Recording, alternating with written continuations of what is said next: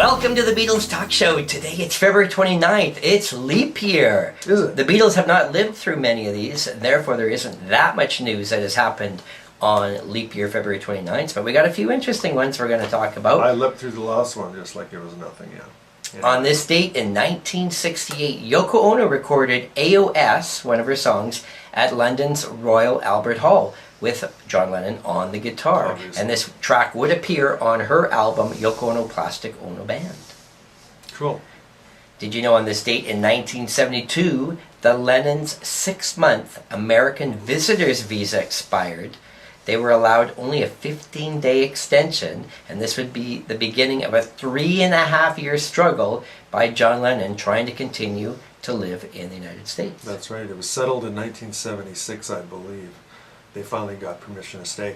And sadly, but true, in hindsight, it's too bad he wasn't kicked out of the country, because he could be still alive to this day, you know.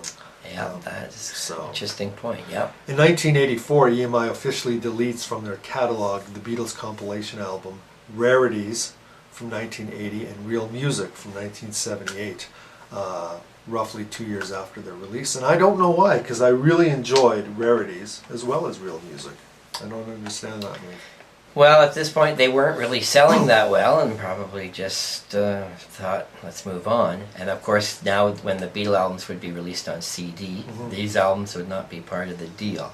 So these were, in a sense, some of the last North American albums that, compilations. The Beatles had a lot of compilations, and some had great success, and some didn't. Should be noted, too, I want to say something here.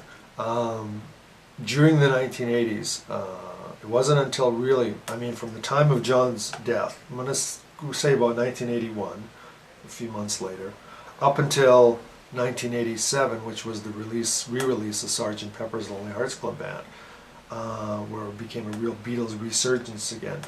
There was a lapse of about 5 to 6 years where the Beatles were really non-relevant in the music scene. Even myself, well, it was too painful for me after John's death. I wanted to kind of step away for a while. But there was a lull in Beatleland. The whole new wave thing was happening across North America and the world, basically. In Britain as well, obviously, where it started. But there was like a 5 or 6 year period where the Beatles were non-relevant. Sad but true. It wasn't until Pepper, 20th anniversary in 87 that everybody started to go, oh yeah, the Beatles, we forgot about them. That's right. Is that true? You agree with that fact? Or that synopsis? Yep. Yeah?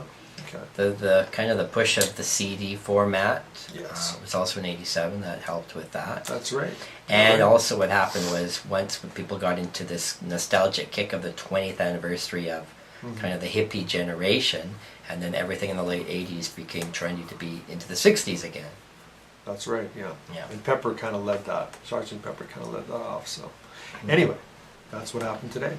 All right, there you go. Beatles Leap Year News. Thanks for watching. We'll see you tomorrow. Okay, take care, guys. Bye. So my dear friends, come back when you can.